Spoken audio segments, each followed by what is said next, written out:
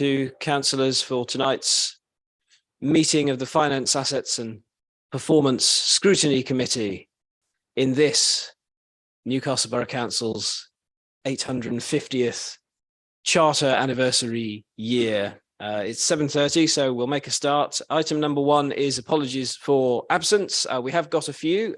Can I ask our clerk to let us know the apologies that he has received?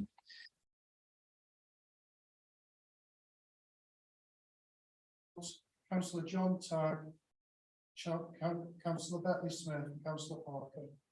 So there are 5 councillors who are not with us. We have got some councillors who are substituting for those 5, which means we do have a full house.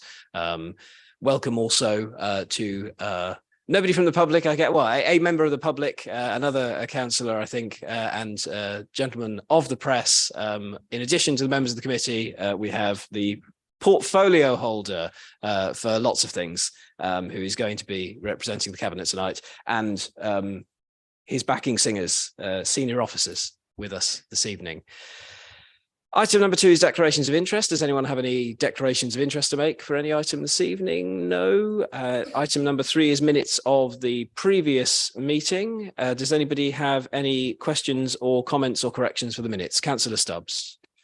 Thank you, Chair. Can I just ask that, I mean, on several occasions during the minutes, there's a promise of information to be supplied. Can I just ask that all of that's been supplied without going through them verbatim? Thank you, Chair. You can ask. I believe that we've got everything. Are we aware of anything that we've not supplied or do not intend to supply? Oh, wasn't aware of anything, Mike, that we were supposed to supply. Which things are you thinking of? It's mentioned in the minutes that there's a couple of Is that? Yeah. With apologies then, Councillor Stubbs, I think we're going to have to go through in detail. Yeah, I'm happy with that, Chair. Thank you. I'm happy if you're happy, Councillor Stubbs. Thank you very much. And with that, then, can we approve the minutes as an accurate record? Those of us who are in the room, yes, excellent. Item number 4 then is the main agenda item, I think, for tonight. It is revenue and capital budgets and strategies for the forthcoming fiscal year. We've got the report from Cabinet, from EMT, which has got 3 appendices, which I'll ask Councillor Sweeney to introduce. In addition to that, there is a 4th item on this, which is a report from the Labour group that has some suggestions for the budget. So after the portfolio holder and officers have introduced the item, I will call whoever it is this evening who would like to. So is that Councillor Fox-Hewitt to be introducing? Councillor Talbot? Councillor Jones, I'll get it. Yes, Councillor Jones. Councillor Jones will be invited to speak after we've heard from the administration. So we'll go first then to Councillor Sweeney. I think the backing singers is a new one. I've not heard that one before. I'll start off with the usual sort of thing that I tend to do for all these meetings. Obviously, this is going towards a culmination of process that's been going on for months. The report presents the updated medium-term financial strategy, including the draft proposals being considered to balance the 2023-24 revenue budget and the proposed capital programme for 23-24 to 25-26. It also includes the first drafts for 2023/24 of the flexible use of capital receipt strategy, the capital strategy, the treasury management strategy, and the investment strategy. The provisional local government finance settlement was received on the 9th of December. This has generated a further £169,000 of funding when compared to the MTFS assumptions. It's proposed that this be placed into the Budget and Borrowing Support Fund to protect the council against any income losses or increases in interest rates during 23-24. Savings and funding strategies have been identified to address a revised £2.103 million budget gap for 23-24 via a vigorous efficiency board process and have been agreed with managers as being both feasible and sustainable, which are three very important words. A major transformation programme, the One Council programme, commenced during 21-22, which involves an extensive redesign of organisational structures, processes and technology, underpinned by changes in culture, leadership and governance. £195,000 of savings have already been achieved during 21-22. A further £601,000 of savings will be achieved for 22-23, and a further £376,000 are proposed for 23-24. A significantly below inflation council tax increase of 1.99% per Band D property is proposed. This amounts to 10 pence per week or less for 95% of households within the borough bands A, B, C, D and E properties. The savings identified enable a continued contribution of £250,000 to the Borough Growth Fund. This will continue to enable investment in the council's priorities, including significant investment in boosting the sustainability of the environment within the borough and supporting development of the town centre. The capital programme for 23-24 to 25-26 is based on new schemes, which are vital to ensure continued service delivery and assisting the council to achieve its corporate and service objectives as set out in the council plan. These schemes total 48.064 million. Of which 32.977 relates to 23-24. This includes schemes funded for major investment into the borough, successfully secured via the Future High Streets Fund and the Town Deal funds for both Newcastle and Kidsgrove. Delivering the capital programme for 23-24 will require prudential borrowing to be undertaken. The impact of borrowing is included in the MTFS. Now that's my opening statement. What do you want to do next, Chairman? Thank you very much for that, Councillor Sweeney. Do our officers have anything to add at this stage? Just if I may, when we last met at the December FAPS, this report is predominantly the same as the report that we received back in December. We have the results of the budget consultation in this report, and obviously we've had the settlement figures that we received just before Christmas. So those two bits more of information are in the January report now as well. Thank you. Thank you very much. In that case, I call the leader of the opposition, Councillor Jones. Very much, Chair. And before starting on this, I'd also like to put on record the thanks of myself and the group to the tremendous amount of work the officers have undertaken to develop the budget. I understand it's not a simple process. It's quite a long and arduous process, and all of their efforts are welcomed by the opposition. We've tabled today a paper outlining a number of our concerns with the documents in front of us today. And we've tabled them at this scrutiny committee really to seek the feedback of members of this committee, much like the budget you have in front of you from the administration. Our proposed amendments to that budget, we would like to undergo a similar level of scrutiny in order for parity ahead of proposal at the budget setting council. So the Labour group has looked through the budget and discussed a number of concerns that we have that we've broken down. I'm not going to go through this paper in detail because I think it's quite clear and in front of you there to be read, but really just to give you an overview of our proposals. If you go to the final part of the paper, it contains a summary with a number of recommendations, and those recommendations are what we would hope to carry through to the budget setting council. Essentially, we have concerns on the amount of borrowing that the administration is proposing to undertake. In particular, we have concerns about the level of borrowing and the level of asset sales that will be realised within the lifetime of the capital strategy.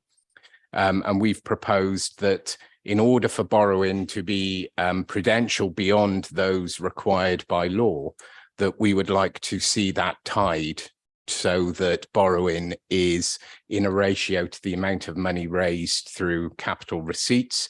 We've proposed a number of 3 times. We think that's a prudent number, but we would be open to discussions on that number itself. We also feel that within the reports, there's a number of significant risks identified. We're living through a time where financial risks have been realised, where we have a cost of living crisis that's very real, that impacts upon our residents, but also impacts upon this council and the council's ability to undertake capital programmes. As we've seen with one quite large capital programme, the costs associated with that have risen quite exponentially in a time period of 12 months.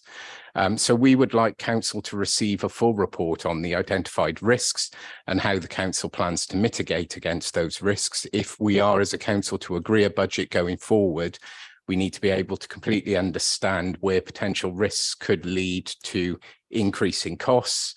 And as a consequence of that, either increased borrowing, increased asset sales in order to meet the objectives of the capital programme. We feel that there's a big assumption on a large amount to be raised via sale of capital assets. If I'm correct and working from memory, it's 20 million in capital receipts, 21 million, just shy of 21 million in capital receipts. We feel that there's a lack of transparency over what those actual capital assets are. We would struggle to approve a budget that's based on the sale of capital assets without knowing what those capital assets are. Where is this 21 million of capital assets? Because we need to understand what value we're going to get for those capital assets if we were to approve the level of borrowing proposed within this budget. The fourth point is on the viability of the multi-storey car park. We have significant concerns over the costs associated with the car park, as noted within our report, that a report to Cabinet had the borrowing at 3.5 million 12 months ago. That's now 7.1 million. That's a very significant increase in borrowing. We're not entirely sure or have seen any evidence of a needs assessment. We've seen no evidence of potential value engineering in order to get that back within the original financial envelope approved by Cabinet in April 21. And then finally, we do have quite significant concerns about the reallocation of money away from the Wally's Quarry Legal Fund. That was a motion at council that was supported cross-party to set aside £1 million to cover the legal costs associated with the serving of the abatement notice. We acknowledge the agreement that was reached that meant that this could be resolved without final legal determination. However, in our understanding and from our simple maths, there was £1 million within that budget line. 600,000 was spent on the legal challenge, 400,000 was recovered. So by our accounts, there should be 800,000 within that budget line. We would recommend that that's kept or returned to the £1 million budget line. We're in the infancy of the new way of working with Wally's Quarry, and any enforcement of that abatement notice is going to come at quite significant financial challenge to the council. And we feel that it would be prudent to keep that £1 million within the budget line. I'll leave it there and I'm happy to take any questions, Chair. Thank you very much, Councillor Jones. Would another member of the Labour Group care to comment in detail now, or will we open up to general debate? In that case, I think we will move forward. I should stress the committee tonight is being invited to scrutinise the administration, and while the leader of the opposition has said that he would gratefully accept questions, we should try as best we can to phrase our comments as comments directed towards the administration, and our questions are generally supposed to be questions for a portfolio holder and our officers. That paper then that we have had introduced from the Labour Group has 5 suggestions at the end of it. There are 5 proposals we can make as a committee if we wish to, all of those, some of them or none of them, and we can make other proposals. We can make other comments and pass those to Cabinet. But when we wind our debate up, we're going to want to have something that we say to Cabinet. So have a think about what it is that you would like to have fed back to Cabinet through the portfolio holder who's with us tonight. I'm grateful as well to the Labour Group for having submitted that formally. That's an innovation. We haven't seen that before, but because it's been presented to us in a structured way, it does give the administration the opportunity, having seen it in advance, to respond in a structured way. So if the committee is happy, we'll introduce the general debate by asking the administration to respond to what it's heard tonight from the Labour Group. So Councillor Sweeney, if you have a response to make to any of those 5 points on the final page or anything that Councillor Jones has said, please do now. We obviously have got a response for every point, as I'm sure you would expect. But I'd like to echo your thanks to the Labour Group for doing this. I think scrutiny is about challenge, and you're challenging the administration, and I think it's a very grown-up, sensible policy to have, and I think it's beneficial. You've got in front of you now, you should have the response to the points. I don't particularly want to read them out, but if I can read them out, but I'm sure you can all read as well as I can. The first one, which is level of borrowing proposed to meet capital expenditure. The 151 officer is sitting to my left, and it's fair to say if you didn't think we could pay this money back, we wouldn't have done it. First thing, approval for borrowing in respect to the capital program will be given when affordability in respect of repaying the borrowing has been assured. All budget pressures in respect of borrowing are already included in the MTFS. Over the past 5 years, the council's property team have a track record in achieving the expected capital receipt due to their experience and knowledge of the market.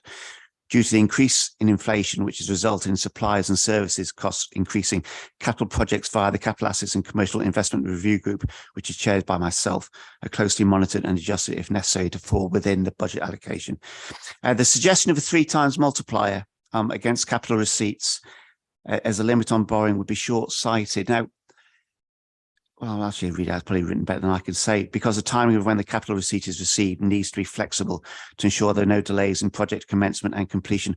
The suggestion of the Labour 3 times multiplier is not a common practice within the public sector. It should also be noted that borrowing by local government is standard practice. I mean, every county, every council in the country, I would think is borrowing money. I might be wrong. But I think, we've obviously investigated this. We can't find this 3 time multiplier anywhere. We've searched around for that. Stafford Borough Council plan to borrow 1.4 million in 23-24. East Staff's plan to borrow 9.9 million to support the high street projects. In Gedling Borough Council, one I think you're all aware of Gedling Borough Council. Ours plan to borrow £11 million over their 5-year capital programme. So we're not unusual in this. And if the 151 officer says that it's affordable and it's on our MTFS, I'm inclined to agree with it. Obviously, she said it's not affordable. It wouldn't happen. Do you want to add anything else, Sarah? No, as Councillor Sweeney says, any projects that we receive through as part of the capital programme obviously has to be a viable project and an affordable project. And it'll only go into the capital programme once we can afford to pay those borrowing costs back. So as Councillor Sweeney said, we would have factored those into the medium-term financial strategy. And it has to go through a various set of processes before it actually gets into our capital programme. So yes, I wouldn't approve anything unless we could afford it. Thank you. Thing I've actually neglected to say, if you have a look at the capital programme for so many papers, I've lost a bit of paper now. Oh, geez, Stephen, I've got to write this thing down. Our 10-year capital, here we go. 10-year strategy is capital receipts of 20,900,000. The borrowing and leasing is 30,367,000. So that's not 3 times. That's 0.6 of 1 time that we're doing over the 10-year period. Now, obviously, we can't say we're going to sell £1 million here, therefore we can spend £3 million. We might sell nothing and need to do that. We can't gum the system up by restricting ourselves to that. But that is the overall 10-year figure, which I think is somewhat more acceptable to yourselves. Thank you. Thank you very much for that, Councillor Sweeney. We'll open it up then for debate. I can see a few hands showing. We'll go to Councillor Stubbs first. Councillor Stubbs. Thank you, Chair. And thank you to the portfolio for the answer. And I agree to a point, but wasn't the same promises made to the residents of Thanet 3 years ago? The same promises were made, and 3 years on, that council is now on special measures because they invested far too much money in one go, in one project, and couldn't pay back the capital investment. I know it's incredibly difficult to ask both the portfolio holder and the senior officer, but what assurances can the people of Newcastle have that the same thing isn't going to happen in Newcastle that's just happened in Thanet? Thank you. Councillor Waring. Thank you, Chair. Yeah, just on this aspect of the capital receipts of 20.9 million, what we have to remember is that this is over a 10-year period. It's not a budget for next year. It's over a 10-year period. And it would therefore be subject to further review over a period of 10 years. So if this starts to move off target, I'm sure that subsequent councils and scrutiny committees would see this and start to make changes to it. And also, as Stephen's already alluded to, the 3 times multiplier would be very difficult to maintain because of the timing of receipts. And so what would happen is that you'd have the projects being stopped and restarted frequently in order to maintain within that parameter. And therefore, your cost increases and disruption would be absolutely horrific. It would just make the whole series of projects untenable. And of course, the other thing is, just going on from what Councillor Stubbs has just said, it isn't just a project. This is a whole range of projects. They're £90 million worth of projects, and they're spread over, as I say, a 10-year period. So they're going to be subject to review and scrutiny many, many times in the future. Thank you. Thank you, Councillor Waring. Are there any other comments on borrowing in the capital programme? Councillor Fox-Hewitt. Thanks, Chair. I'm not sure it's a reasonable response to a request for clarity or the identification of assets when we're asking councillors in February to meet legal responsibilities on passing a budget. I'm not sure that a reasonable response to that information is that that information will be coming to this scrutiny committee after the budget's been passed itself. I don't see how that's responsible. Okay, Councillor Sweeney, would you like to respond to any or all of those? Martin, you go ahead. I'll pick up the question about Thanet, if I may, because I think with Thanet, clearly there was a very large level of borrowing, and I think there's 2 things that I would point to there. One is clearly it reflected a risk appetite in the organisation at the time that borrowing was taking place, but also the rules around borrowing have changed significantly from when that would have happened to now. So as I understand it, a lot of the borrowing that happened there was related to sort of directly commercial ventures in order to provide a revenue return to the council. It's now the borrowing now needs to be much more about regeneration in the place, etc. So the ability to what would you say, borrow on remote assets, etc., that doesn't exist in the same way as it did with the Thanet situation. I'd also say in terms of our governance, we have got the member board in the capital asset review group that looks at projects, that reviews projects. The projects are going through scrutiny, etc. So, I from the culture here and the, if you like, the risk appetite here, I just don't see that those sorts of risks would be would actually come through our processes unchanged and unchallenged. Thank you, Martin. Question then for the administration more broadly, and it's a technical one, I suppose. The proposal that's come in relation to borrowing to fund the capital strategy from the opposition has this mechanism in it of a 3 times multiplier. We've heard that you don't think that's industry standard. It's not the kind of thing that other authorities are doing. But let's imagine that the Labour Party's numbers are right. Let's say that the capital receipts for the forthcoming 12 months will total 2.4 million. A 3 times multiplier on that would mean that in our capital programme for the next 12 months, we can spend 7.2 million only. What effect, what impact would that have on our capital programme in your view?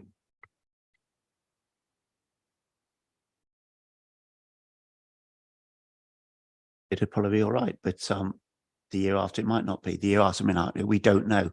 All I can tell you is you've got the 30 million and the 20 million, which is 60%, not 300%. And that's the reality of the situation. You've got to look at it like Councillor Waring said, you've got to look at the whole. It's a 10-year period, this is. And I think it's without doing it, you're just causing problems along the line.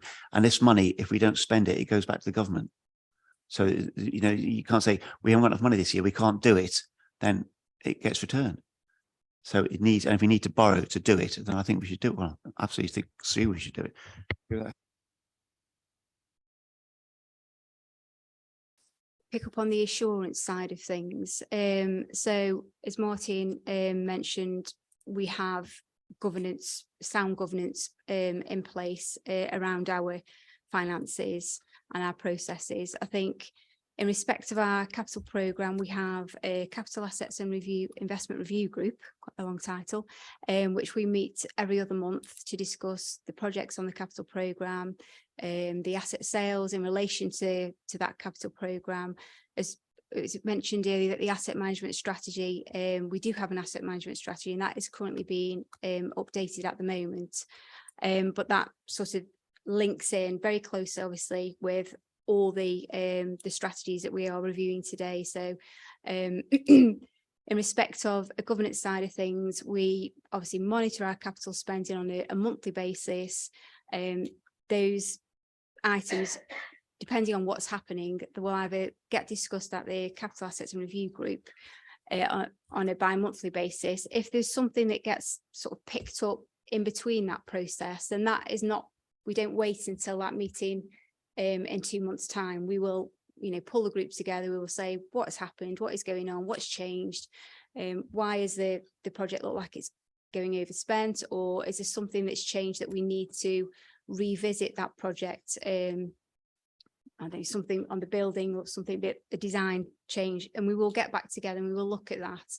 So from a monitoring side of things, we monitor monthly as a finance team. We monitor sort of bi-monthly as an organisation, and we are very sort of, well, we are as an organisation, governance is key to everything. So we don't currently have any external borrowings. It's a big, it's a big step for us as an organisation. We haven't had any external borrowings for a long time, so we're not just going to jump in there and borrow everything that we need or more to try and do some of these projects. We will only do that when we need to. Our treasury management advisors are in close, who we are in touch with on a regular basis, or still advises that any borrowing that we require is to be done internally while we can afford to do that.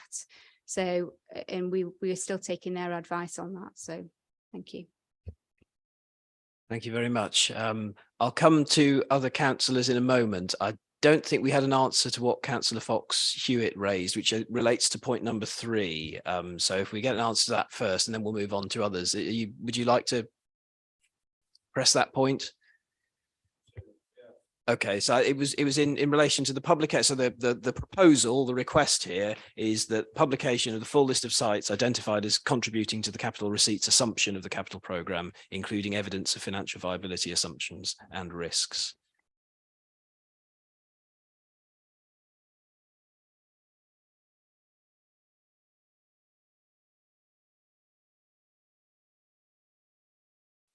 Yes, did I make sense? Yes, so we had 3 speakers in the previous round. I think I heard answers to the questions or the comments that Councillor Stubbs and Councillor Waring made, but the third point that was raised was Councillor Fox-Hewitt, and I don't think we've covered that.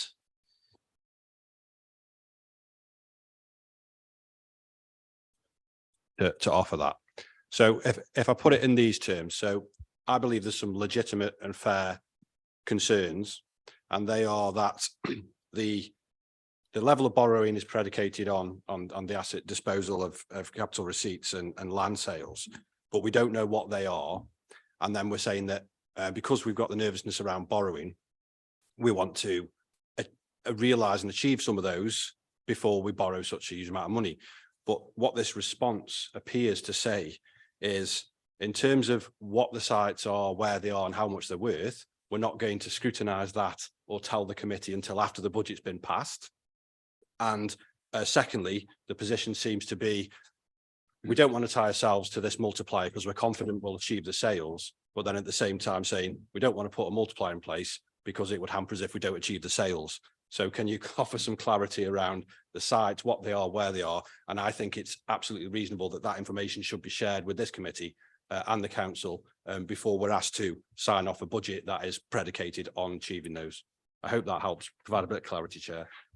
It sounded clear to me. I think some of it falls into the distinction between this year's budget and the medium-term financial strategy. And of course, the full list of sites, the full list of assumptions that the council makes when it talks about its plans in the future doesn't just relate to the forthcoming year, it relates to many years down the line. And of course, things can change in that time. And as Councillor Waring said before, things can change quite radically, and an assumption you make now might not be the same assumption you make in 5 or 10 years down the line. But would our officers care to respond to that? Do we have a list of assets as alluded to earlier that we discussed at our capital assets and review group? I'm a little bit reluctant to say what the values are against those assets, as it's quite commercially sensitive. Whether we send a separate note out maybe to you instead, rather than actually discussing it at the actual meeting, if that would be a better thing to do. I'm just concerned about the commercial sort of sensitivity of saying this asset is, we are expecting X amount from that asset. Thank you. I'm conscious we don't have legal counsel with us tonight. So rather than discussing things which may fall into an exemption for commercial sensitivity, Dan is on the line, I'm told. Would you like to hear legal advice? I mean, so if our officer is listening in the ether and he would like to contribute now, I cannot see you, but please feel free to speak.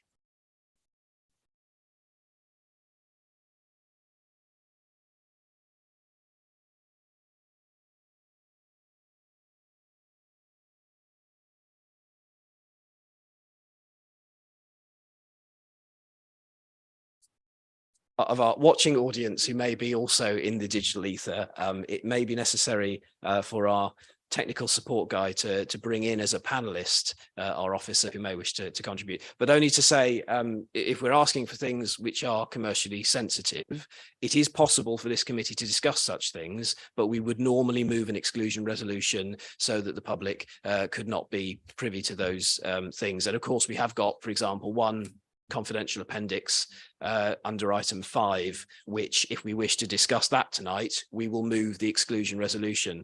And I would only wish to do that once in the meeting. So if there is going to be any discussion of items which are commercially sensitive, I'm not even sure that's possible because of course they may not have the information available tonight, but we would seek not to do that now and to do it at either closed session or at a future meeting. Yeah. Can I say, Chair, I think that in terms of the information and assets, we wouldn't be in a position to share that tonight.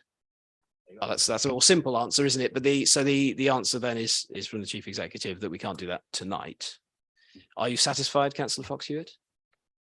Thank you for your attempts to get an answer to that question. What I would say is, whilst we of course would welcome it to be shared with the council, if it's the case that you could get a paper under confidential terms setting out the information that's requested prior to the budget, then that would be acceptable. There you are. The officers have volunteered to take it away. We're not even going to push it to a vote. I'll take Councillor Wielden first because she's not spoken yet, and then I'll come to Councillor Jones and Councillor Stubbs. Councillor Wielden. Just a couple of things. My experience of budgets comes from the corporate world and university budgets, which tend to be 5 years or 2 lots of 5 years. So much can change within that time. If you start to put ties in, like multipliers and things like that, it ties the hands of those who are trying to deal with the financial aspects of the organisation. And I don't think that would be fruitful or in anyone's interests. The second thing is in asking for the valuation of assets over a 10-year period, there can be a colossal change. If we think back to 2010, the valuation of assets, whatever they be they land or structures, are completely different than they are now. So any list of valuations that was given now is based, it's a moment in time. It's today. The financial markets react to all sorts of pressures, and then the valuations of assets change phenomenally sometimes. So I don't think that that would be helpful in any way. It would also be a tad bit of, in my opinion, commercial suicide to start dishing that sort of information out because again, it could affect how people perceive the council if something in 2-3 years' time ends up completely different. Thank you, Councillor Wielden. I think that's quite prescient to suggest that the production of the information that the opposition are asking for could have a political impact. We'll ask then Councillor Jones and then Councillor Stubbs, and then we'll go back to responses from officers and the portfolio holder. Thank you, Chair. Focusing on point 3 on the value of assets proposed for disposal, I fully accept that some of that might be commercially sensitive and would obviously accept guidance from the legal officer on that and with respect. I think what we're trying to do is identify, I do understand the previous councillor's comments about value of assets changing, that is very true, but this budget is on an assumption right now. And we can see a headline figure of 20.9 assumed from capital asset sales. And I'd like to see that figure broken down to understand where that 20.9 comes from. I'd like to understand what actually is making up that 20.9 million. So then I, as a councillor, can make a very clear decision whether I think that 20.9 million is going to be met. Because if it isn't met, the capital programme will either have to undergo value engineering or it will rely on more borrowing in order to meet the financial envelope for projects. But I guess in trying to understand, and I understand that we won't be able to get a list of sites tonight, it would help me to, in the response here, it says that the administration has a track record of achieving expected capital receipts, and that's grand, from December 2017, the 6-year period. How much has the council raised from sale of capital assets in those 6 years? Because that would help me understand that this track record of meeting the anticipated income from those capital sales, if I could understand what's happened in this 6 years, how much have we actually raised in the last 6 years? Ballpark figure is fine. Thank you, Councillor Stubbs. Thank you, Chair. Sorry, Martin, it's a bit of a nerdy technical question. So you mentioned that you don't believe that Thanet could happen again, and I'd like to think you're right, but you sort of suggested that there would be curbs on the funding and how that capital or that loan would be structured. How would that be achieved, though? So, for example, we've looked at in the report tonight, there's a mention of the Public Works Board, which most councils would normally use. But this report's very clear that it wants to get away from the Public Works Board and go to work with local authorities. How can we as a committee be assured that the same vigorous rules are in place? Borrowing from the county council, because I think that's who it is. That's trying to hide away, but it is Staffordshire County Council, or borrowing through the Public Works Board. How is that safeguard going to be in place? Okay, the point that I made there is that it's what you can borrow for, regardless of the source. So whether it's borrowing from other local authorities is not necessarily the county council at all, or the Public Works Loan Board. You can't now borrow, if you like, speculatively to we couldn't now borrow to buy a shopping centre in Aberdeen, right? It actually needs to have much more of a regenerative purpose in the place.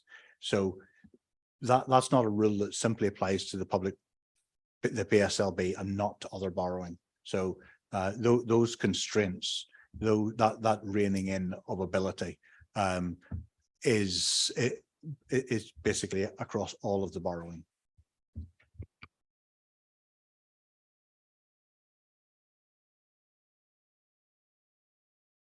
Microphone, please, Councillor. I mean, I accept that, but who is enforcing it? What body? We can all say it's harder to do, and I accept that. And, the world out there is a lot harder to borrow, but Who SIPFA, is it another authority that is responsible for managing that? It's PWLB, Public Works Loan Board, that do that enforcement, if you like.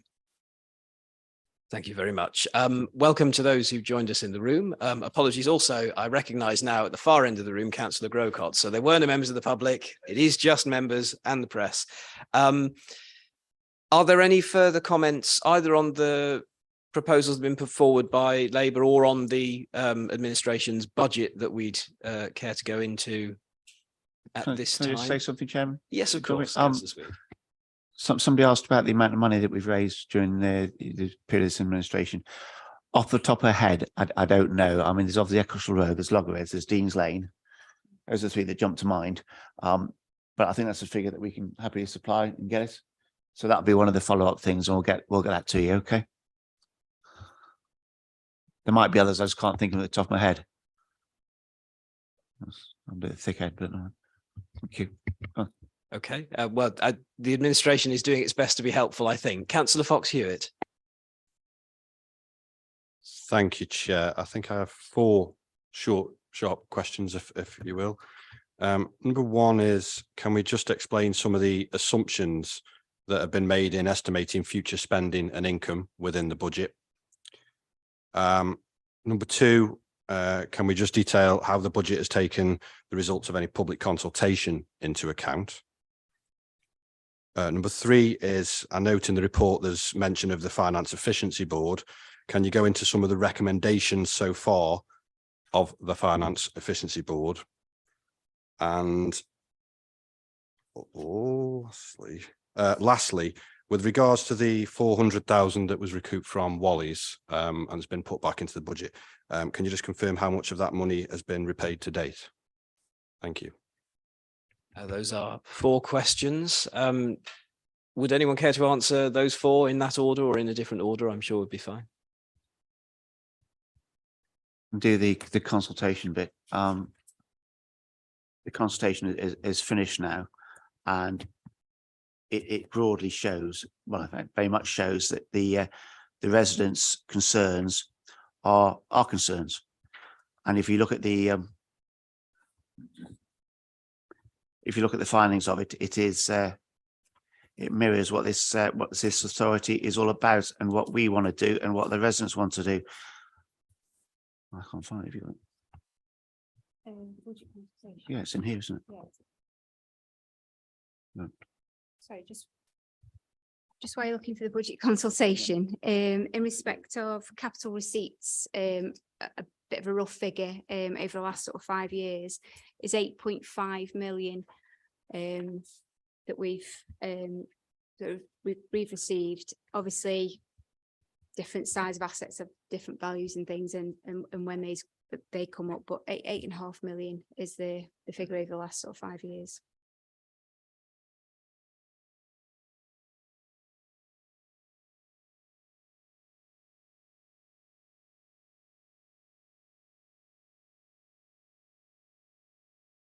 To the budget consultation, the priority areas are street scene, Town centre, weren't they?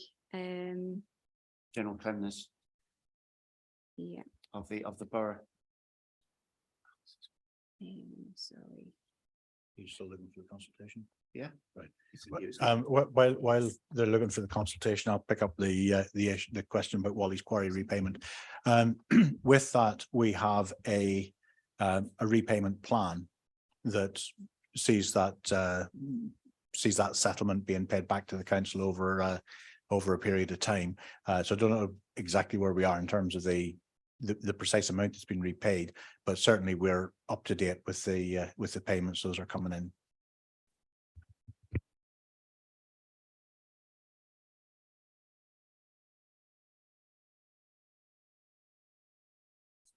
They're still looking for the Yes, documents. no, I'm very happy to give them time to find the answers because I want to get answers to the questions that members have put. But if you'd like to speak while they're discussing that, yeah, do you want to answer to address my colleague's question?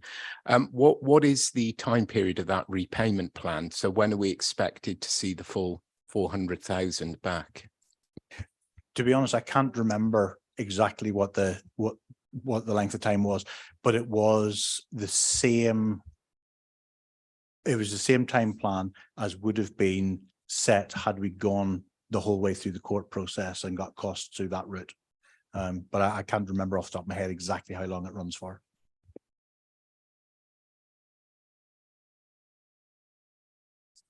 You to speak? Yeah, I've the consultation results aren't on this report. I'll be perfectly honest with you. I've seen them, but they're not on this. They're not on this report. They come next cabinet report, and they broadly cover what we do.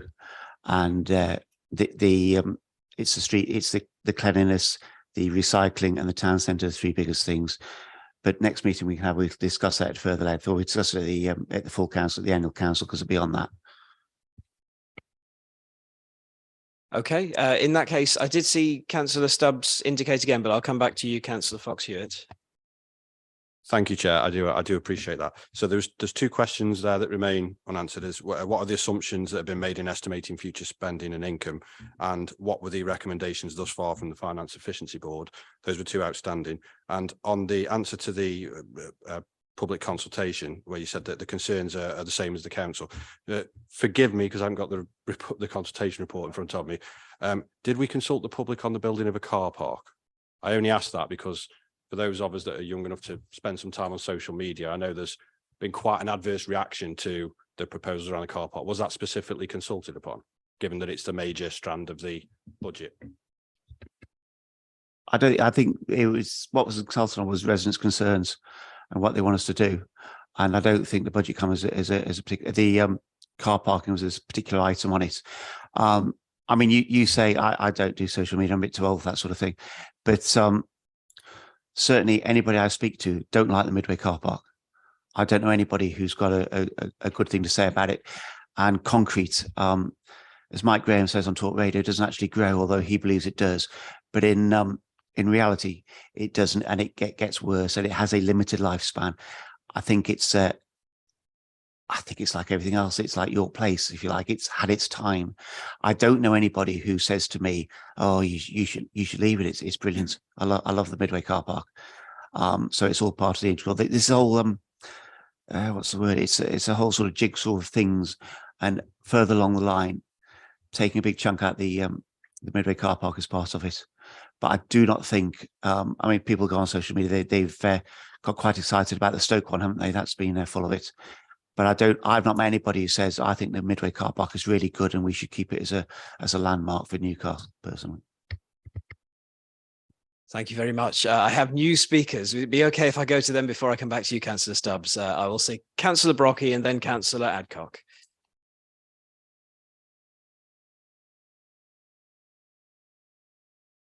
This is okay now. Thank you, Councillor Sweeney, for your comments on the Midway car park. The first part of this question is, can we have some detail about the cost of demolition of the Midway car park, and can we be made aware of any envisaged problems with the infrastructure surrounding the facility and the impact on neighbouring buildings and, you know, the underground system there? Because it is, as you say, it is past its sell-by date, and I think I don't think anybody thinks it's a nice thing.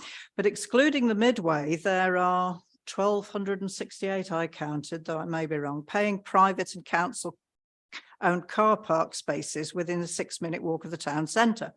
View's got 300, Goose Street slightly less. Many of them are underused at the moment due to people parking in residential streets, which as councillor for Town Ward I get asked about all the time, and there are supermarkets where parking within time restrictions is permitted. Also, we are trying to discourage car use in town centres on environmental grounds and in line with environmental commitments of this and other local authorities, like improving public transport and encouraging its use and promoting cycling. Car use, of course, is getting less as a recreational thing as fuel prices have increased. I'd direct this to officers and to the whole system of public consultation. Can we be assured that a full cost benefits analysis of the bit of the project, including the car park, will be available for scrutiny and available to the public in advance of the commitment to the size and practicality of the car park? It's not just about the fact that there is a car park, one is going to be demolished and then we want another one. Multi-storey car parks are where, may not need a lot of supervision and maintenance. Ongoing costs like monitoring security during all the opening hours and the provision and maintenance of adequate lighting. Maintaining of lifts and the impact on the structure of such factors as deflection, creep, movement and temperature. They've all got to be inspected and kept up to speed.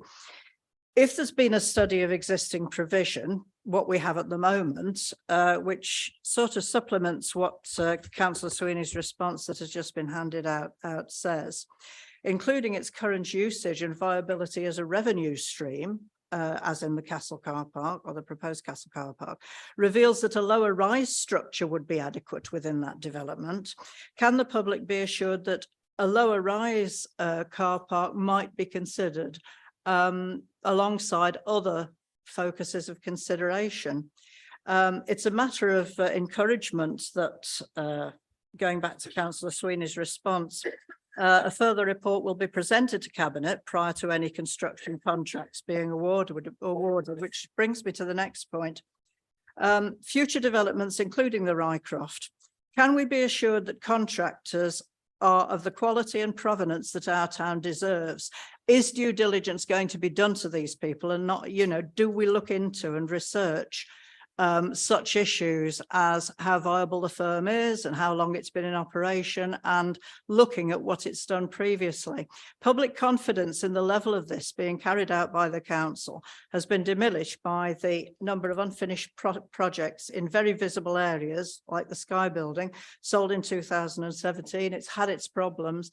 But when you say to the public, we are going to build this project, it is going to be, undertaken in this way, and we have done due diligence and we have looked into the viability of contractors taking it on, can we be assured that on this occasion, because it is a huge amount of money and will have a huge impact on the town, that due diligence will be done and that the council will go as far as it can in making sure that contractors have appropriate provenance, skill and history and financial viability to make sure this never happens again? Thank you. Thank you very much, Councillor Brocky. Can I come on that one? Well, if you'd like to come back on that one, yes. If I can, please, Councillor Brocky. Thank you for that. We've got on so well tonight, and everybody sort of loved each other, haven't we? We've got really nicely. I don't want to point out that we weren't running the council when the Sky building contractors were taken on. And I think to say lessons were learnt then by this administration. So I don't want to be particularly nasty, because we say we're getting on so well tonight, aren't we? But lessons have been learnt, and that I saw that blots the town centre. Myself and the leader have Miss Emily every week, and a lot of the points you're making and all these questions, not all the questions, but a lot of the points in these questions, we have him over this every week. The design, who's paying for it? Are we going to do this? Have you got a business case? All the time we're doing this, and we don't want another Sky building around. We really, really don't. Although, as well as I do, that it's not a council building, the Sky building, but the general public think it's our problem to sort out. But we know the lessons have been learned by this council on that one, and this won't happen again. I can assure you that a lot of the points you're making, we have every week without fail. And Councillor Tagg, being a Burgess of the borough, is hugely proud of the borough. And that's why we've had so many different visions of what the car park's going to look at, what it's going to look like, and how it's going to be paid for, and who's going to build it. You really couldn't believe it. If you think that we don't hold the officers' feet to the fire of any of these things, you'd be sadly mistaken, and you don't know Councillor Tagg like I know. Thank you. Thank you very much. It's answered a lot of what I've said. Thank you, Councillor Brocky, for saying so as well. I'll go to Councillor Adcock next, because he had shown first. Thank you, Chair. First, just a quick point about the car park, which is that I think there's an adverse reaction to everything on social media these days, so I wouldn't read too much into that. But I think with most residents, I think they'd welcome the addition of this car park. I think doing nothing with the midways is not an option. As you said, how it's going to get in a worse state of repair. I think most residents would welcome, as part of our redevelopment of the town centre, having this new car park as the cornerstone of that. But really, I want to make a point about point number one. I don't think it's right that we keep mentioning one council in particular in Thanet as an example of borrowing for capital investment when, as we said, there are so many councils that do that. You mentioned Stafford, East Staffordshire, and so many other councils that are good examples where they borrow for capital expenditure and they take the proper due diligence and they do it properly, as our officers have assured us that they would. So I think on that point, I think that this level of borrowing to meet capital expenditure, I think is a sensible proposal. It's not uncommon. Many councils do it. I'm not aware of any council that does this 3 times multiplier either. I don't know if any members are aware of any council that does this. I don't know if there are any. I can see why, because it ties our hands so much. So it's just points I wanted to make. Thank you. Thank you, Councillor Adcock. Was there anyone who's not already spoken would like to contribute? And if that's not the case, then Councillor Stubbs next. I'm sure the 142,000 that live in Thanet, can console themselves that they're the only council that have got it wrong. What I was going to ask, I was going to go back to the report, Chair. The last meeting I asked about the 376,000 that was part of the identified savings, and thank you to the report authors, because there's a small explanation of that. But a bit lower down, the good housekeeping and more efficient processes, there's a 215,000 that is a figure that's plucked out of the air and has no narrative within the report. Would some of the officers or indeed the portfolio holder like to give some meat on the bones to that? Thank you, Chair. I think they would, but they'll contest that it is plucked out of the air. I'm sure the figure has been arrived at through a carefully considered process. The considered process. Yeah.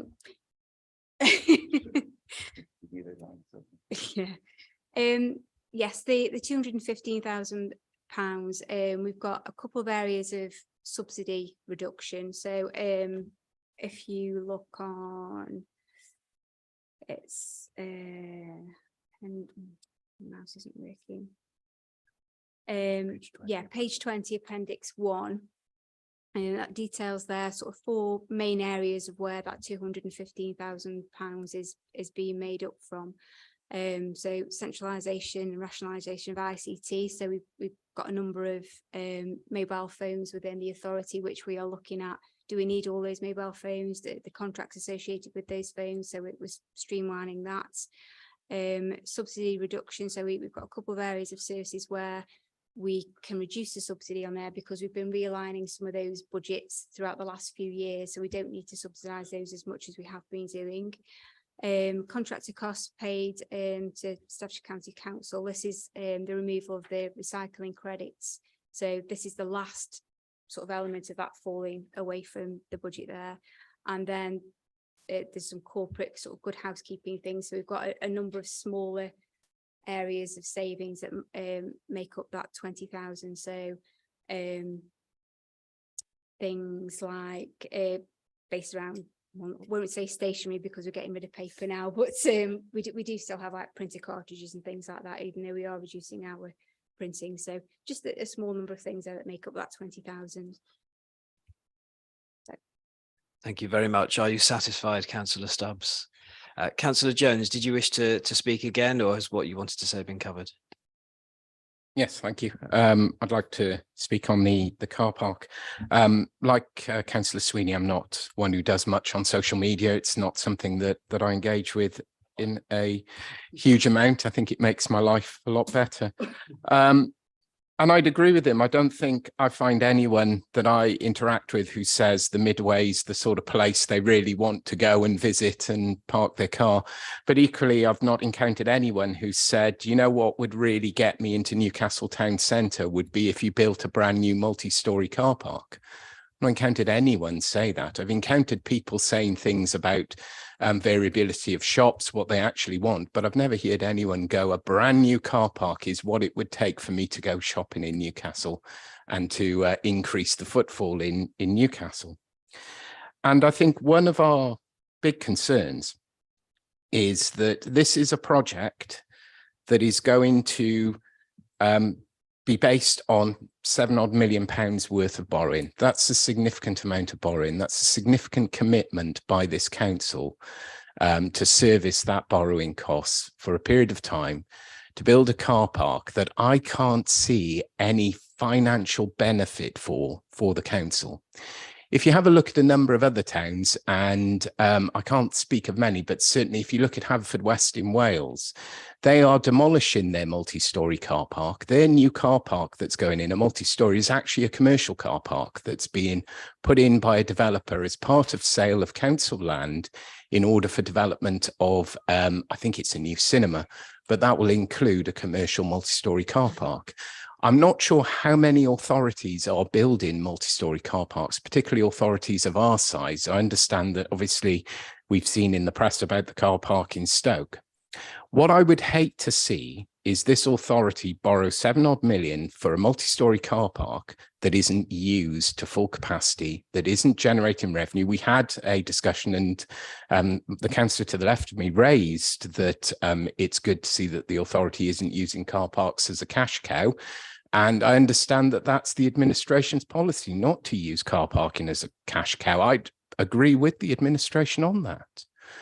But if we're going to borrow that £7 million to build a multi-storey car park and it's not generating revenue, it best be generating economic regeneration of the town centre. And I just do not see the evidence for that. Now, you would have swayed me potentially on the original £3.5 million worth of borrowing. I could have seen how a commitment of £3.5 million worth of borrowing could have led to some benefit. I don't see how double that leads to a benefit that outweighs that borrowing costs. And without that information here in front of us, certainly it's not information that I've been privy to. It's very difficult to judge whether that development would be worthwhile. The second part of caution I would urge is that if we have a significant upturn in the economy and we see developers wanting to come back into town centres, particularly with the kind of developments that we all would hope for within the town centres, which are some of those headline retail units or food outlets that would come in, by building a multi-storey car park, we take up a large, significant plot of land that could potentially be used for future development down the line. Now, if the proposal was to build to take that area and produce a single level car park or even a dual level car park, potentially, I could see the logic behind that, because those would be easier structures. If it's a single level car park, you can build shopping units on a single level car park, but you're not going to do that with a multi-storey car park. So not only does it cost this authority £7 million in borrowing, it also takes away a significant chunk of land within the town centre that could be used for future economic regeneration should the economy upturn, and we would see the level of private investment that we've seen in previous times when the economy's been in a growth stage. And I'll try and avoid using the word car park too many times. Thank you very much, Councillor Jones. I must clarify, we're scrutinising the budget tonight, and the line in the budget does include an additional capital allocation towards that item. But as our portfolio holder has already outlined for us tonight, the full business case, government approved for the Rycroft regeneration project, which includes the car park, has been passed. It has been consulted on, it's been considered. It is a thing that has been the subject of a huge inward investment. A huge amount of taxpayers' money is being spent on this enormous regeneration project that's happening in our back garden almost. So when you ask where is the consultation, where is the business case, I believe it is not in this report because it has already been made and it has already been published and it has already been approved by the government. So there is a quantity that we're scrutinising tonight. I think Councillor Jones has made quite clear his view on that. Councillor Stubbs would like to challenge me. Go ahead, Councillor Stubbs. Yeah, they're not published. So can you withdraw that one comment? Because none of those reports are published by the government. Everything that goes in is private, and rightly so, because it's commercially sensitive, but it has not been published. I withdraw the word published. I stand by what I've said, which is that it's not just us spending this money, it's the government spending the money. And the idea that that investment has been made and that these decisions have been made without any kind of consideration is for the birds. It is certainly the case that in re-providing car parking spaces on the Rycroft site, we will be losing car parking spaces elsewhere in town. Now, I'm aware of other authorities not a million miles from here that are, on the advice that they've received, building additional car parking spaces to house additional people and cars that they expect to attract into their city in the future. I don't believe that's the case here in Newcastle, although, of course, the administration is welcome to say more. Thank you, Chairman. I think the borrowing element is actually internally financed by the council, the costs of the car park, but Sarah's been busy scribbling down notes as well, the money that can go into the pot. Do you want to read those out, Sarah? I was just listening to your points then, and the first thing that kind of jumped into my mind is the actual structure and the state of the current Midway car park. We've spent a considerable amount of money on the Midway car park in the past to address things like concrete cancer, flooding. There's been like some electrical issues in there, and there's, it's deteriorating year on year, really. So just as that was something that kind of jumped in my mind, as in, if we carry on using the Midway car park, then we're going to have to spend some chunky sums of money on that particular car park, just as something to consider. The new multi-storey car park, it will generate income. Obviously, the current Midway car park is a fee-paying car park, and so will the new car park. That will be a fee-paying car park. There will be electric charging points in that car park, which I think we would find quite difficult to do in the current Midway car park because of those things that I've just mentioned, the flooding aspects. The electric's not great, the structure of the actual car park itself. I don't know how we'll be able to do that, and obviously with more and more people getting electric vehicles, we need to be able to put some electric charging points in the town somewhere. It'd be a more sustainable structure, building, car park, without the risk of using that word again, in the actual town, which obviously sustainability is very important to the council. We're doing a lot of work on that at the moment. And then finally, obviously, it does form part of the future High Street Front business case, which was submitted and approved by central government. So they're just the points that I was scribbling down. Thank you. Thank you very much for that response. I can see a few other councillors would like to contribute now, so I'll go to Councillor Wheeldon again. Just to comment in response to what's been said by the officer and also my colleagues about the car park.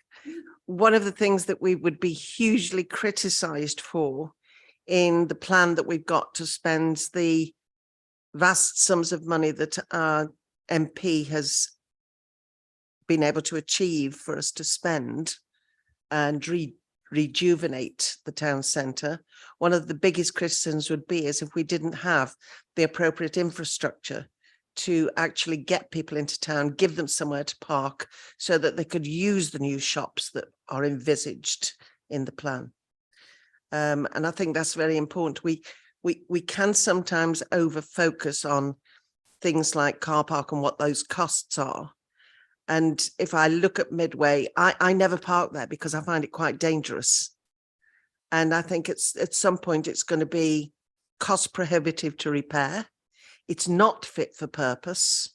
It's quite dark and frightening, and it becomes too expensive to repair. So to have something that is fit for purpose with all the new hybrid cars, the electric cars and so on, and also that will facilitate the implementation of the new plan and the new shopping area, we have to move forward. And it's already been decided anyway, as the chair says. Thank you, Councillor Wheel. Decided but not published. I'll go to Councillor Waring and then I'll go to Councillor Fox-Hewitt. Thanks, Chair. Yeah, I think the problem is that we've become focused on one particular aspect of a huge project. The bottom line is that the Midway car park won't last forever, and this may be the best opportunity the council has to actually replace it. And I think that given that all the other things that are taking place now, it would be very foolhardy to just hope on a wing and a prayer that the Midway car park lasts forever until another government comes along that's prepared to give us finance to make major improvements in the town centre. So I think that as part of a cohesive plan, you have to take your opportunities when they arise, and this is one of those. Thank you. Thank you, Councillor Waring. Councillor Fox-Hewitt.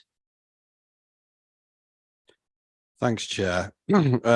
So Councillor Wilders has said about the need for appropriate infrastructure and has referred to the Midway, as has Councillor Waring, and so has the head of finance has spoken specifically about the Midway. But excluding the Midway, there are 1,268 paying private and council-owned parking spaces in the town centre, including View, a virtually brand new modern car park, nice facilities, 300 spaces. 214 spaces at Goose Street. These are immediately on the town doorstep and within the town centre. So I ask again, where's the income strategy or the regeneration strategy linked to the car park? Thank you, Councillor Fox-Hewitt. I'll ask Councillor Stubbs if he wants to contribute now, and then I'll go back to the administration. Thank you, Chair. It's a comment and sort of a second question following Councillor Fox-Hewitt. Can I seek assurances that with regard to the building that we keep talking about, none of those spaces are going to be given away to partners as a sweetener, as part of any deal? Will all the spaces on that car park be full fee paying, or will we be offering the likes of Aspire cheaper deals so their staff can park in them? And the sort of second comment, and actually I think it only right, for all the good work that the local MP does, he didn't write the bid for this money. So can I thank the team that actually put the bid together? It wasn't the MP that delivered this. It was the work of the officers. Thank you, Chair. You love the officers almost as much as you hate Aspire. I had no idea why you hate them so much, Councillor Stubbs. Let's ask some answers to those questions and comments. Martin, would you like to go first? Yeah. One of the things we need to remember with this car park is actually it is not something in isolation. It's actually part of the overall redevelopment of that Rycroft site. So there are four elements to the site really. There's the car park, there's the mid-range hotel, and there's the Aspire headquarters plus the residential space that goes with that, as well as providing a modern parking facility for the town centre. And we'll come back to the future town centres in a moment. Hotel needs car parking, and it doesn't need car parking sort of hundreds of yards away. It needs car parking there. Aspire will need car parking. Visitors to the residential areas will need car parking. Now, so it actually provides it shouldn't be seen purely as the replacement for Midway, because Midway wouldn't serve the needs of a redeveloped Rycroft site. There's always going to have to be some parking that comes into that as well. In terms of the question of is there some that's going to be given as a sweetener, that's not something that's been discussed. We have within our current parking offer, there are various parking permit schemes that are available to different organizations. They pay for those. So that's not part of what's being discussed here with this car park. But it would probably be commercially naive not to have some permit parking within that as well for people that use it, because that gives you solid guaranteed income coming through. So I think it's the car park we mustn't see as just a replacement for Midway, because even if we were redeveloping a car park on the Midway site, it wouldn't it wouldn't meet the needs of Rycroft because of just the distance from that development. So it's an integral part to that overall redevelopment. Now, in terms of the return of retail to the town centre, I think what we're seeing, what we would need for that to happen in a big way that would require that site to be needed for a retail development is not only a shift in the economy, but also reversal of the current trend away from the if you like, the experiential nature of town centres being much more about leisure, being much more about recreation than they are actually about shopping. And the shopping initially went to out of town centres and then online. So it's a long way back from that to be saying that you're going to see the big box retail coming back into high streets. So I think again we need to be looking at safe, well-lit car parks that actually service that nighttime economy, that recreational experience that's happening. Martin, do you have anything to add, Councillor Sweeney, or shall I open it to the councillors? It's one of my favourite sayings, actually. I think the future of town centres now would be great. It's full of shops, brilliant, wouldn't it? We'd love it. That's never going to happen again. And the one I always use is the old Mars bar sign. And it's about town centres are places to work, rest and play. So you work here, you can live here, and you can go out here. We've got Aspire. Part of the Aspire thing is there's going to be, I think, 70 flats attached, over 50s accommodation to the new HQ. Just people living in the town, spending money in the town, visiting places in the town. There's this place over there, the library. That's coming up now. And this is more people into the town centre, which is what, certainly when you speak to shopkeepers, is what they want. They want people in the town centre. So this is all part, like Martin says, it's take nothing on this in isolation. It's all part of a big jigsaw of things, all to come together. And we'd all be happier when we saw cranes up, wouldn't we, starting to see things actually happening on the ground. And I can't wait for that day. But it's all part of a process, and the process is coming along quite nicely, and it's at a certain pace as well. Because I say, you sit in the room with Councillor Tagg and the officers, and you get your eyes opened a bit. But I'll leave it at that. Thank you, Jim. Thank you, Councillor Sweeney. We've had quite a detailed discussion about the car park, and I can understand why it has been raised because it is something that is of public concern. But we have heard from the administration some of the arguments that they will advance, I'm sure, at the budget meeting if it is challenged at that point. And there is a big difference between having a 30-second conversation with the man in the street going, oh yeah, new car parking, what a waste of money. Why is our council blowing all of our money on rubbish? And having a longer, more informed conversation of the kind that we've had tonight, which talks about some of the issues and some of the reasons why the budget line capital investment that we're looking at scrutinising tonight may be a good idea.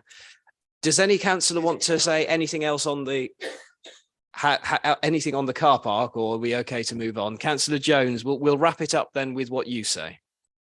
And it's exceptionally brief. Just to clarify from Martin's comments on that part of the justification for the car park is the fact that it would be required for parking for the hotel development and the Aspire headquarters. So part of the reason we are building this car park is for those developments. Is that correct? To be clear, the redevelopment has got a range of elements to it. So the car park needs to be able to service those. So its location is actually quite important in terms of that. Discussion on that matter. Are there any things that we've not covered yet, either in the opposition paper or in the budget proposals and its appendices that we wanted to touch on? I know it's been a long discussion. I hope it's been a fruitful one. I can see Councillor Talbot and Councillor Stubbs. If anybody else wants to come in, I'll take one more speaker after those two, and then we'll go back to the administration. I've got two questions, none on the car park. I'd be glad to hear. Just like to go back to the 376,000 saving from the One Council initiative. A large chunk of that, if we go to 0.2.25 on bottom of page 12, is that 265,000 of that is going to come from a restructure of internal support services and a review of vacant posts. So my question on that is, will there be any redundancies or will there be any restructuring costs around that? And second question, please, is clearly we have concerns about the levels of borrowing in this budget that we've shared very openly tonight. I was interested to hear about the capital assets and review group, and as we will be scrutinising capital assets, which I'm sure you've gathered, much more closely going forward. I was just wondering who attends that group, and is there any value in any of us having any involvement in that, or having some output of that meeting to keep us more regularly up to date with how capital assets are progressing? Thank you for those two questions. Officers and administration can think about that while I ask for Councillor Stubbs to make his contribution. I was only going to qualify, Chair, that we're going to deal with fees and charges separately. You're helping them now yourself, aren't you? As I'm helpful to the administration. Councillor Jones, then. I have a question on the budget. That's probably a bit clearer. So on the capital programme, page 18, under external contributions, I can see where there's accounted within that for the Future High Streets Fund and the other fund. The name eludes me now. Town Deal, thank you. But then there's a presumed from 26-27 of 1.5 million per annum in external contributions. I just wondered if you could sort of explain what those assumptions are on those external contributions. Thank you very much. Okay, I'll start with the 376,000 one council savings. No, there's no redundancies in there at all. The restructure has allowed people who might have wanted to take early voluntary redundancy, so mutually agreed redundancy scheme. So there's some Mars payments in there, and those payments are covered from the actual one council programme funding pot that we put in place when we started the programme. So no redundancies, Mars payments covered in the actual budget itself. Just on the capital programme, the external contributions, so yes, Town Deal funding, Future High Street funding, the 1.5 million that you asked about is in respect of the disabled facilities grants that we receive. And finally, the capital assets and commercially investment review group, that consists of myself, Councillor Sweeney. We also have our monitoring officer, head of legal. We have our executive director of development and growth. We also have Joe Halliday. And we have a member of the property team in respect to the asset sales as well. Okay. That was an answer to the question about what the group entails. Did you have another question? Was the rest of your question related to the release of information associated with that group? I'm mindful that our officer may wish to give a written reply to that. Yeah. Obviously, we do keep minutes of the meeting. I can check if we can make that available to you, and then if we can, then we'll obviously share those. Okay. Thank you very much for those answers. Any more then on this item? Now, the 9 recommendations then that are in the main report are that we note all of these things. There's progress on completion of the revenue capital budgets noted, the updated MTFS noted. I think we can all agree to say that we have noted those things. Would the opposition like to press their 5 proposals to a vote tonight? Or would it be your preference to say, here is what we've put forward and it's for the administration to consider, and then if they don't include it in the budget, I imagine it may form part of an alternative budget? I would be happy with those just being noted. In that case, the 10th recommendation then is that we have noted the Labour Party's proposals, and various members have commented on them in positive and negative ways. Is there anything? I think you are permitted to comment again, Councillor. Yeah, I'm not so much, but I'd just like to thank the Labour Group for what they've done tonight. I think it's been excellent. Thank you for that. Phenomenal. In that case, that concludes item number 4. Thank you very much for your patience and the thought that went into the debate on that. Item number 5, then, the next item on our agenda is the scale of fees and charges. It does include a confidential appendix. Please do not refer to information in the confidential appendix. If you wish to do so, if we really need to, we can, but we will have to vote to exclude the public before we do that. And of course, we'd like to discuss as much as we can in an open forum. So I will ask the portfolio holder or officers to introduce item number 5. Very quick introduction, if I can. Yeah, these are the annual things that comes every year. The average increase is 4%, which obviously nobody wants an increase. Nobody thinks paying for these things any more than they have to is a good move. But I like to remind people that the inflation rate at the moment is something like 10%, and we're putting up our charges by 4%. And I think that's I don't want to say it's a good thing, because putting prices up is never good. But I think it's quite an achievement to the 10% inflation rate to coming down to 4% from ourselves. That's what I've got to say, but I'll take questions. Thank you. Thank you. So on average, that's a well below inflation rise in our fees and charges. Are there any questions or comments on the report? Councillor Stubbs. Thank you, Chair. For those of you that can remember the last meeting, and I'm sure it was minuted, I mentioned a concern with regards to the cemeteries and the increase in income that was going to be gained from there. And I mentioned my fear, in fact, probably a lot of people's fear of introducing new charges. I find it incredulous that we fast forward 6 weeks and here we are with what I believe are very, very tough to take charges for interments for minors, one for a better word. We've never done this. And I see mention of a children's fund, which may or may not, and I'll take advice from people, is there to help with these costs. But to put this in a question, can the portfolio holder tell us how much the council thinks they will benefit from introducing these costs? If there is a fund through this children's fund that's mentioned, will that be means tested? Because what this fails to recognise is this is the darkest moment of any parent's life. And if we're going to charge them for an interment of their child, or even worse, make them fill in a form to beg for money to offset that cost, then if this isn't raising a significant amount of money, why are we even thinking of doing it? Thank you, Chair. Thank you, Councillor Stubbs. I'll invite our officer, Joe Halliday, to respond. Thank you, Chair.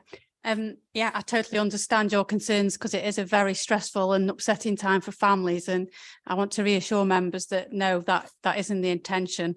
The fund is a national fund from the government, and it is set up that funeral directors or the private company or the council that is doing the burial or the cremation or the funeral, we actually do the claim. So it isn't the family at all.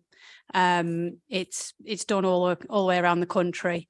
And it's just up to each individual council whether they quote that in a public document or it's a private document. I think we've taken a view that it should be public, and that it is something that we claim on behalf of the family, and it's a standard thing done across the county. I say they can claim additional costs, so funeral directors costs, coffin costs.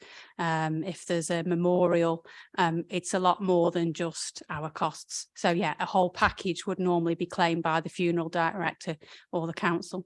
Thank you. There's still 2 questions. Is that means tested? And from a point of view of how much money are we looking to benefit from this, regardless, I mean, for me, regardless of how much it's bringing in, I just think it's very flawed, and we ought to be setting a standard that we do not charge for the burials of minors. But can we clarify how much we're budgeting to bring back in and see if they are means tested? Thank you. Sorry. No, it's not means tested. And, you know, we hope very much that there aren't deaths of minors. So we always hope to be very few cases.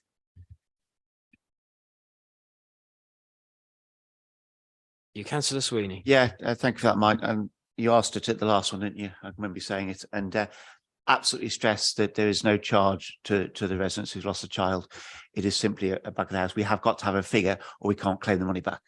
So we have got to have a figure that we use, and that's what it's about. It won't impact on the bereaved parents at all. They will have nothing to do with it.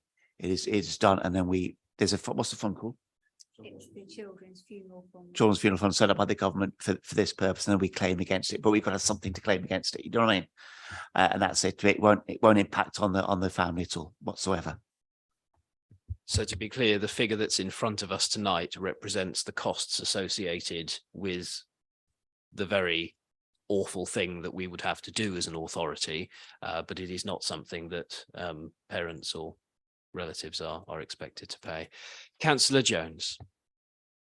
Thank you. Just on this item, I have questions about other items, but I'll focus on this one for now, if that's okay, Chair. Could I just have assurance from the Cabinet member that if that fund was to disappear, that we would eliminate that charge? So we wouldn't look to keep that charge. That would then, by setting this as a charge, if that fund disappeared tomorrow, that charge could be levied against a resident. By you assuring that if that fund was to disappear tomorrow, that we would remove that charge, I would feel more comfortable. But I don't think the government will withdraw it. It is there now. It is. I think I seem to recall there's a campaign by an MP a few years ago to set this up, wasn't there? And that's what it is. But there is absolutely no. I mean, we all imagine what it's like losing a child, and we're all very much in agreement on this. I don't think there's any doubt about that. It's nowhere. It's such a tragic event. Oh, of course, be Wales, wouldn't it? Yakida. Thank you very much for that. I hope that's provided some clarity on that item. Are there other questions about other areas of the fees and charges? Councillor Jones. Thank you, Chair. I have questions on two aspects of the fees and charges. The first is on the woodland burials and Keele Cemetery as a whole. I'd just like a little bit more of an explanation of why there's an increase in the charging for the woodland burials, and is there any concern that that could potentially deter uptake of the woodland burials? I understand that's quite a unique offering by this authority. And the second is about the remaining with Keele Cemetery, is about the charges associated with use of the room. Has there been any modelling to look at whether increased charging would actually decrease use of the room? Because there's a number of rooms in that location that cost significantly less to hire. The £25 is about Keele market rate. 50 quid is certainly not Keele market rate. My concern would be that it would deter use of those quite fabulous facilities. And then my final question is on and I understand that these charges will have gone to public protection, but on the taxi licensing, there's a reduction in the charge levied against DBS check, late not attending, and various other things. I just wondered if the authority could tell me what the costs will be of that reduction in charge based on current charges in those brackets. What does that £5 reduction in each of those items, what will we have to find to pay for that?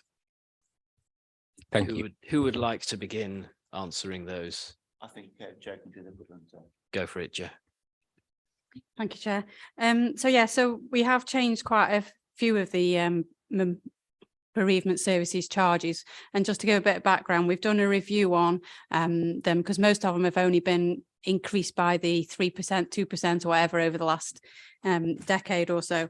And what what we've kind of reached at a stage is there's some discrepancies between what you buy depending on site or type of burial. So what we've tried to do is bring them in line. So that's where the majority of the changes come in. So for instance, we were charging a lot less for a woodland burial than a grave burial.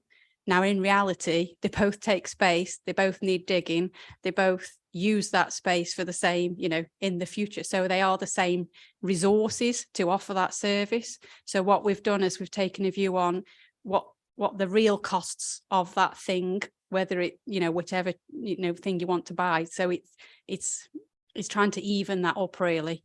The woodland burials, we haven't got as many available at the moment. So whilst they are popular, that's because there haven't been so many. We haven't taken reservations for things that we haven't got a lot of. So moving forward, we want to give residents more choice. So in a lot of the fees, you'll see that by equaling them out and freezing things while we do a review of memorialisation, we're able to offer residents more choice.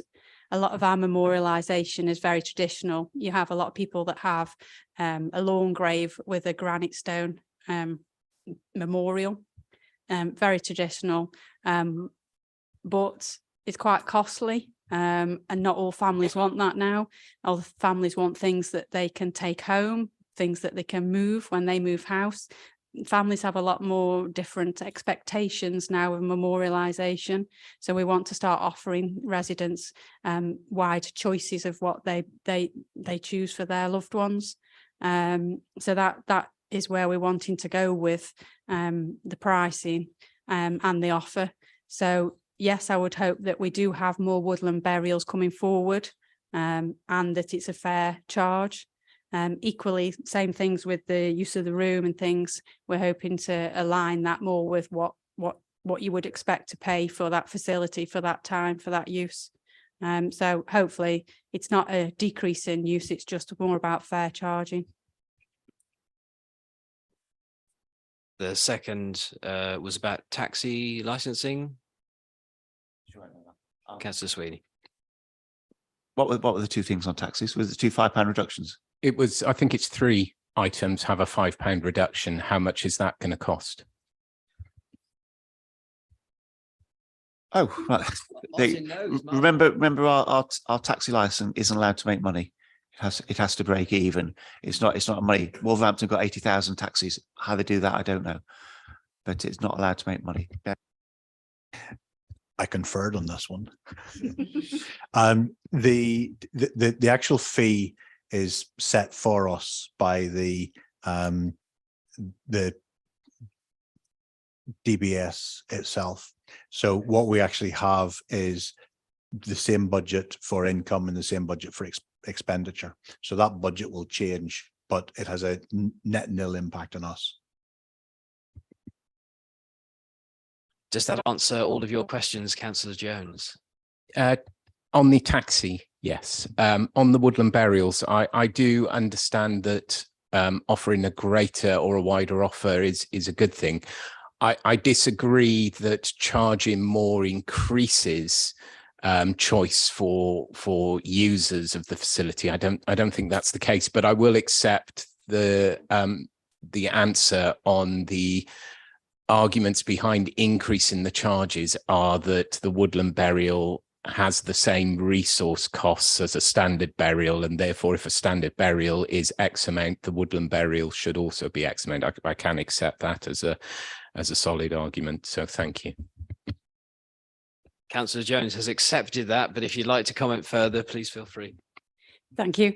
Yes, sorry, I thought I'd answered that with the explanation of the comparisons of resources required for the different types of burial. I think what I was perhaps trying to say in terms of the choice for residents and what we're looking at and moving forward over the next 6 months is a range of memorialisation that isn't land resourceive. So a lot of local authorities now are trying to look at memorial trees that is a physical metal structure that you buy a leaf and that leaf is dedicated to your loved one, or you have something that goes on a wall that you buy an image or a wording that goes on. So they are smaller memorializations and therefore more affordable. When I pass away, my memorial portrait will be available at a very reasonable price for every household to take away with them. Councillor Fox-Hewitt, did you have a question? Thank you, Chair. Can you just confirm, following on from the question around chapel and community room hire at Keele Cemetery, am I correct in thinking that the increase is actually 40%? So I stand happy to be corrected if I've got that figure wrong, but if 40%, I mean, in a cost of living crisis, 40% is by no means a small increase. It is quite sizable. So in terms of what work has been underpinned to, how much do we currently raise from those room hires and community usage, and how much will that increase is projected to raise? Thank you, Chair. I think I heard from our officer that in common with some of the other rises, the rise in room hire fees will be so that it more accurately reflects our costs rather than attempt to cash in. But we have, of course, heard from Councillor Jones, who knows very well what room rates are like at Keele, that we may suffer adverse competition, and we may find that we don't raise money from that. Would our officers care to comment on both the amount? So is it a 40% was the first question, and secondly, is that the right decision? To confirm your comment about it covering the cost, then yes, it has been increased to actually cover costs. Obviously, heating costs, etc., have gone up for us as well as an authority, as well as everybody else in respect of the cost recovery. And yes, you're right about the percentage increase.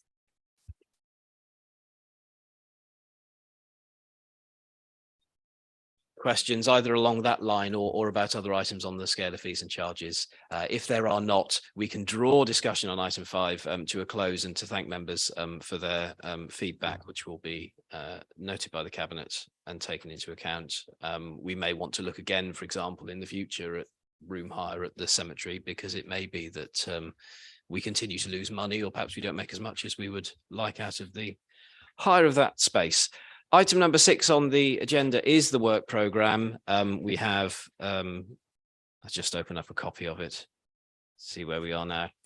So we are today, it's the 19th of January, doing pre-decision budget scrutiny. The 30th of March, which is our next meeting, we expect to receive the Q3 finance performance report, the asset management strategy, and an update on the One Council programme, which will also touch on some of the issues that were discussed today about the amount of money that the One Council programme is realising for us. So we'll be able to look into a bit more detail in that.